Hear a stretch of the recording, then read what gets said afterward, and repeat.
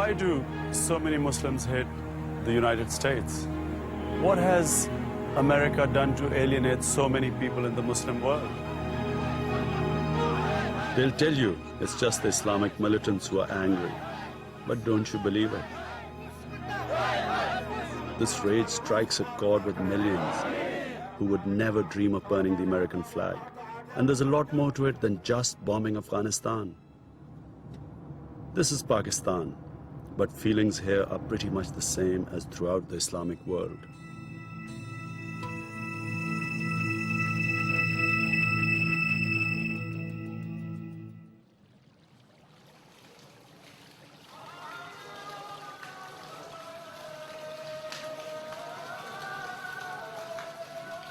No one wants to call the military action in Afghanistan the war against Islam. But if you're a Muslim, it sometimes feels like that. I'm a Muslim. I have faith in God and I live by the Quran. Unfortunately, there are people in the West who think this makes me some kind of a religious extremist.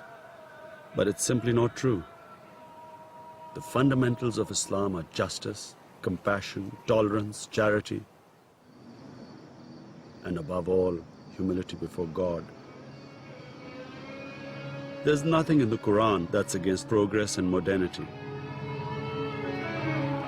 We also live, love, and enjoy ourselves like anyone else. This is a concert for peace at Islamabad's Women's College. The students come mostly from privileged middle-class backgrounds. This might seem a strange place to start my journey, but if you're looking for Muslims whom you would expect to sympathize with America, this is where they should be.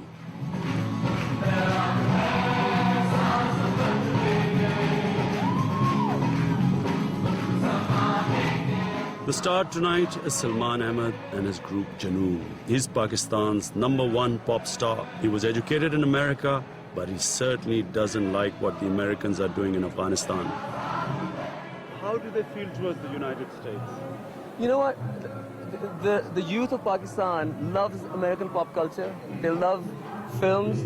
They know who Julia Roberts is. They know who Arnold Schwarzenegger is or who Andre Agassi is. And they love these guys, you know? But at the same time, they have a fear that the United States government is out to, it's like a bull in a china shop.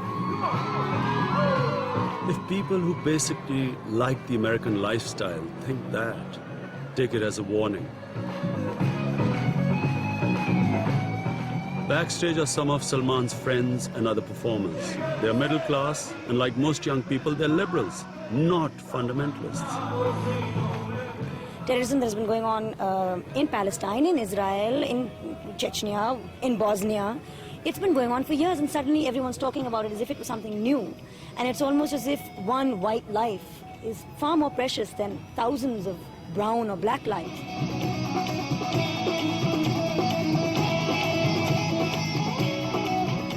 Not in America, we are not white, we are like in this third world other countries, so they just feel that they can basically come in, use us as they please, and then when they want, just discard us and walk across the border, go somewhere else and do exactly as they please over there, and they think they can just run everyone's lives like this.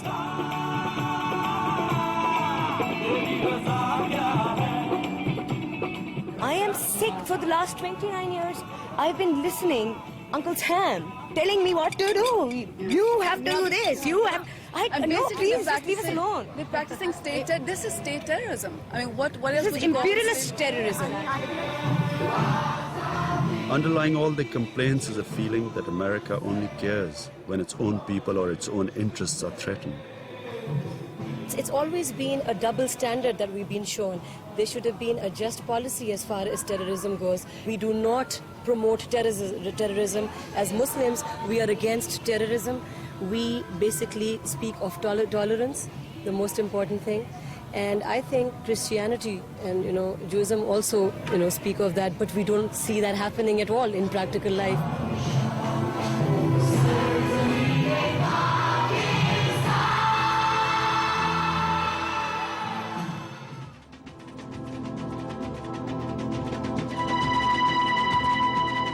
I must say I was surprised at the militant mood of these young cosmopolitan women.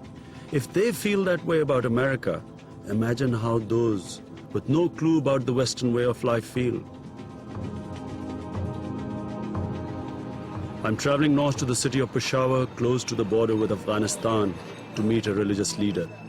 In this part of the world, clerics can be as important as politicians. I'm here to see Maulana Muhammad Amir. He's a very well-known personality in Peshawar. His opinions are widely respected and always provoke discussion in this part of the country. दुश्मनी को तो साबित करके फिर हमला करते ना. How could you attack a whole nation without providing proofs, taking them to a court of law, following the dictates of justice? ये अमेरिके वाले बुश साहब जो हैं, Just by allegations and saying we have information, you've attacked a whole nation. मजहब पे उनको एक 10 कस्में. He says it's injustice. That's the main reason, their lack of justice. उसने कहा काला आना मैं. He gave example about Satan not bowing in front of the Almighty God. जिसे पैदा हुआ है जो बड़ी चीज है. And he says what the Almighty hates the most is arrogance. आना क्यों का? And what he sees in the United States is sheer arrogance.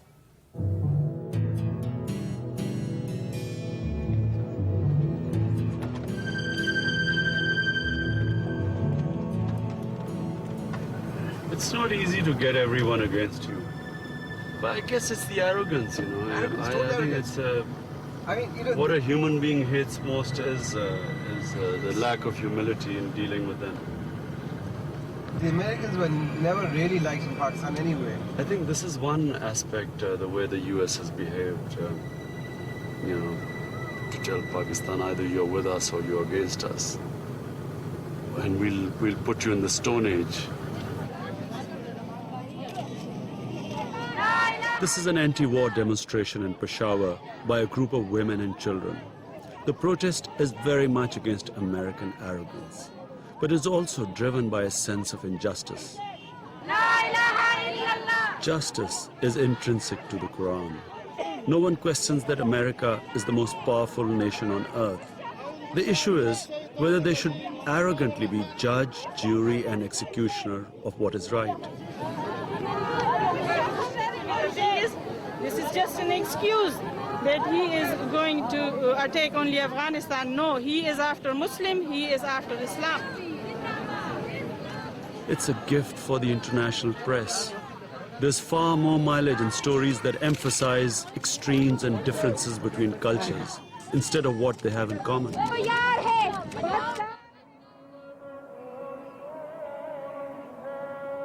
The net result is often more misunderstanding about the true nature of Islam. It's most unfortunate that most people in the United States do not understand what Islam is. For them, Islam equals fundamentalism. But for the majority of Pakistanis, this is not the case. For them, Islam gives them direction in life. It gives them moral values that has sustained the family system in this part of the world. Islam means coming to terms with a very harsh reality. The majority of the population live below the poverty line in this part of the world. Islam also means dignity for a lot of Muslims. Dignity because once you pledge obedience to the one God, it frees you from worshipping the false gods. Gods like the material God. It also means that you believe in the hereafter. And people who believe in the hereafter lead their lives differently to those who believe that this is the be-all and the end-all. Islam has been the dominant force here for over 1,000 years. At a time when England was wrestling with William the Conqueror, and the United States didn't even exist, this was a mighty empire. Its descendants today may be vastly poorer than Americans, but this decline has nothing to do with Islam. It doesn't mean our traditions and our beliefs are in some way inferior. It's the feeling that Americans believe in their own cultural superiority and the fear that our own way of life will be overwhelmed that leads to a reaction against them. The roots of this resentment against America go back to the days of colonialism. They have inherited a legacy of hatred that was once aimed specifically at Western powers, whose empires dominated most of the Muslim world. If this seems unfair because America has never had an empire, then look again. Nowadays, many feel that we are still under the control of the West, but by proxy, and America is seen to be at the heart of it. Humayun Gohar is a political commentator who writes extensively on development economics. After decolonization after the Second World War, we moved into the era from physical military colonization into a more sophisticated kind of economic colonization. And when the IMF came into being, the International Monetary Fund, these instruments became instruments of colonization, of domination. I mean, after all, what is the IMF? It is basically a bank to help countries, especially in the third world, overcome immediate balance of payment deficit problems. Now, they have been lending willy-nilly to third world governments, knowing that those were corrupt governments, knowing that they were undemocratic governments, knowing that this money would never be returned, it will be misapplied, misused, in some cases even embezzled. IMF is seen as an instrument of economic colonization, as an instrument by which America can continue to politically dominate the world, but through economic domination.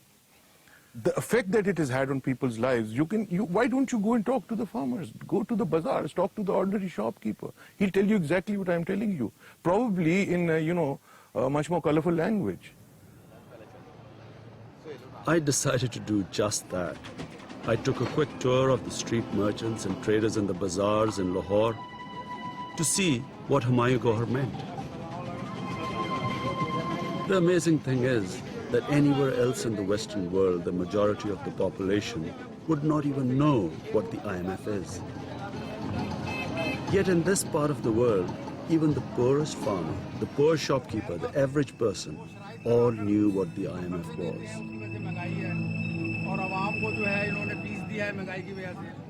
He's not even referring to IMF as a separate entity. He says IMF is really America.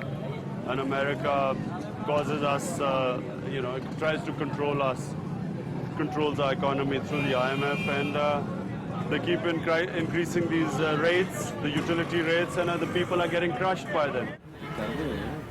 Of course, if you borrow money, you have to pay it back with interest. But people like Siddiq, who I used to play cricket with, is one of the millions who think America uses money as an imperial tool. He's saying that IMF is perceived as a tool of the United States, and United States uses the IMF to promote its worldwide agenda, whether it's economic or political. Out in the countryside, where the vast bulk of the Pakistan population lives, the issue is one of survival. 70% of Pakistan's tax revenue goes into debt servicing. Pressure from the IMF forces the government to frequently raise utility prices. These are the people who suffer the most. वो पता नहीं कहाँ जाते हैं, कहाँ खर्च किए जाते हैं, तो उनका बोझ हमारे ऊपर ही पड़ता है. See, he's saying that a liter of diesel has gone up from 11 rupees to last year to 20 rupees this year. And, the tractors, everything needs the fuel.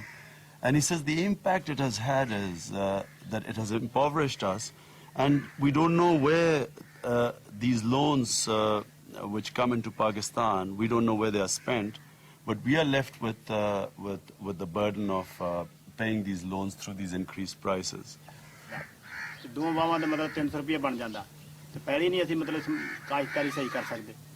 See, he's saying it's devastating what's happened. He's saying that, look, the costs have gone up so dramatically in the past 2-3 years. He says that we just cannot even cultivate our fields anymore. We cannot even afford to go to the doctor because if the doctor charges 100 rupees, we have nothing left to eat. And he says you can see in this part of the world, in the farming community, that people are suffering through more hardships now than they have been ever before they can remember. The loans are meant to be short-term, but the effects are long-term. Pressure of meeting IMF conditions, along with endemic corruption, has caused the state education system to more or less collapse.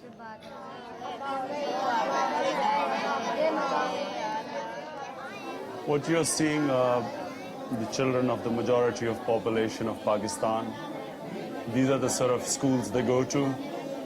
This is the sort of education they have, which is learning by rote. There's no proper teaching, no individual attention.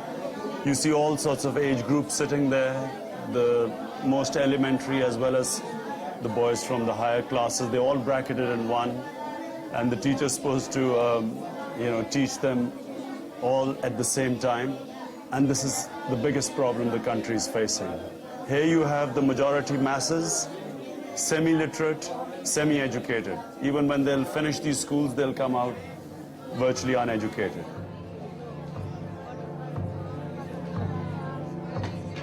It makes me feel very sad for Pakistan, because here are all these children who will never ever have the opportunity of fulfilling their immense God-given potential in life.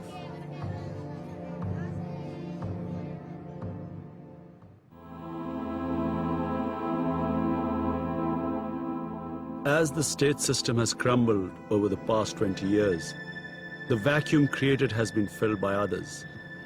The poor are turning to the religious schools. They are called madrasas, and they are educating almost 1 million students. Some are excellent. Others are a breeding ground for an intolerant version of Islam.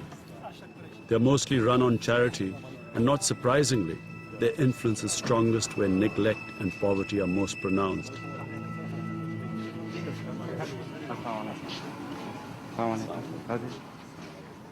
The Imam here told me most of his students had left to join the Taliban in Afghanistan.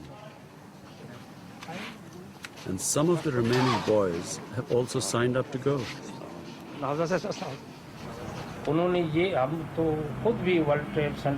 The entire Muslim world, and he said including himself and all religious people, everyone condemned what happened in Washington and New York. And now they have, without establishing the guilt, the proof, they have started attacking Afghanistan. He visits Afghanistan a lot. A lot of his students have been are there in positions of authority, and he says you cannot imagine the way those people have been destroyed by war. Says the Quran says that when you have differences, sort them out with wisdom and compromise, and do not resort to what is happening in Afghanistan. In other words, do not resort to aggression. And he feels that the effects will be devastating. The Imam's students feel that America has double standards. There's one way of dealing with the people of Afghanistan, and there's another rule where Muslims are facing injustice. America should not think about only Afghanistan. There is not fight only in Afghanistan. We should think about Kashmir, about Chechnya, about Bosnia, and Palestine, and so on. Until those problems are not solved between Muslim and Americans, Jewish, Christians, I think these cases will go on. Until peace does not come in Palestine, Muslims are protesting against infidels.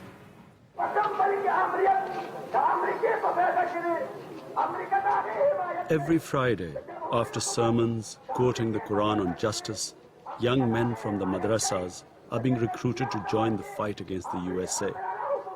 Although the attacks on America on September 11th were universally condemned throughout the Muslim world, even by the most hardline mullahs, the reprisals against Afghanistan have changed everything. The fundamentalists now occupy the center stage. So how did Islam get hijacked? Is it only America to blame for the rise of extremism?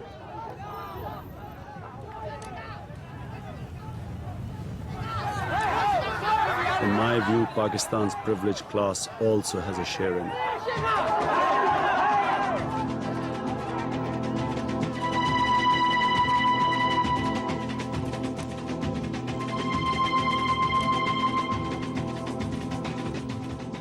I feel strongly that the greatest crime of our ruling classes is that we never bothered to educate our masses.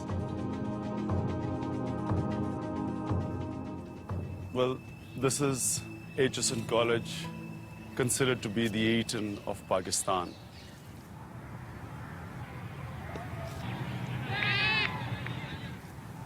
This is the first classroom I went to. First ever class I attended, and I spent 10 years in this school. When I came out, like the majority of students who came out from HSN, we understood the Western culture better than our own. Our thinking was westernized. We wore Western clothes. Our idols were Western. Pop stars, movie stars. We read English newspapers. They read Urdu newspapers. The civil service, which was the best profession in Pakistan, you could only get in if you had a good grasp of English and Western knowledge. So the majority of the population was excluded. And so the resentment began to grow. It's growing all the time. It's against the small westernized elite, which has hogged everything in this country, which is the little privileged class, which has not shared everything with the majority. And now the majority, when it turns against us, it also turns against West, because we, for them, epitomize everything that's wrong with the West. Most of the top brass in the army, including Pakistan's military government, come from the same elite. Siding with America, as the government is doing at the moment, only underlines the gulf that exists between the rulers and the ruled. If it gets any wider, everything could collapse. The stability of the country depends on the army staying united. Someone who understands this more than most is General Mujibur Rahman. He was the man asked by Pakistan's former leader, General Zia-ul Haq, to direct the covert war against the Russians when they invaded Afghanistan 20 years ago. The general has fears that the loyalty of the army itself will be severely tested if the crisis deepens. How long do you think that the army will keep supporting this move, staying with the Americans, without there being divisions within? Pakistan Army, as you know, is a very professional army. There's never been a coup within the army. But there have been instances where people feel that there is something more than the discipline, when they say that their conscience doesn't allow.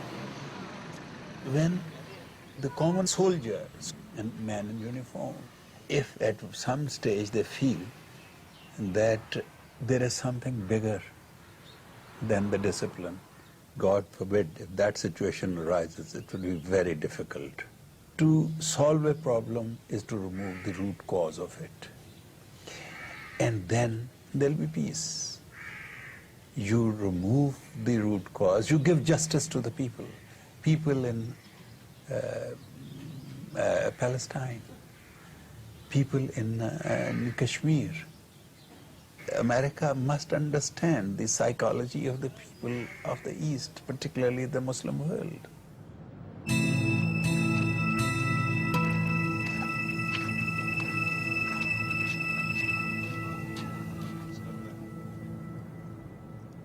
In a refugee camp near the border, I came across a group of men who had fled poverty and the Taliban. What they told me about the way things are going made me realize that the general's worst fears are not unrealistic.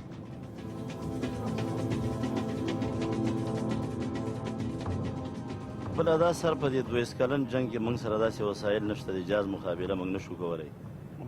them what was it like living under the Taliban. Now they say that it's a very arbitrary type of a rule.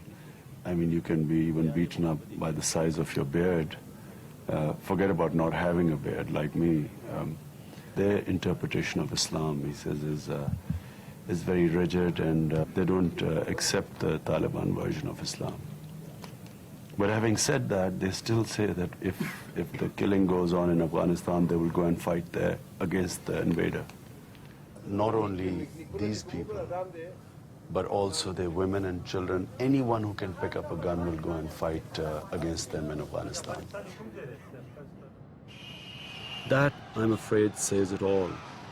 In the past few days, thousands of men have been massing on the border with Afghanistan, poised to join the Taliban in the fight against America, prepared to die in defense of injustices committed against fellow Muslims. The bombing in Afghanistan is pushing moderate opinion everywhere towards extremism. And that's why I'm on this peace march. There's no question terrorists must be brought to justice, but the world will only be a safer place when we have tackled the root causes of terrorism. Most of the 1.3 billion Muslims in the world feel America must adopt a more enlightened foreign policy, one based on fairness and justice.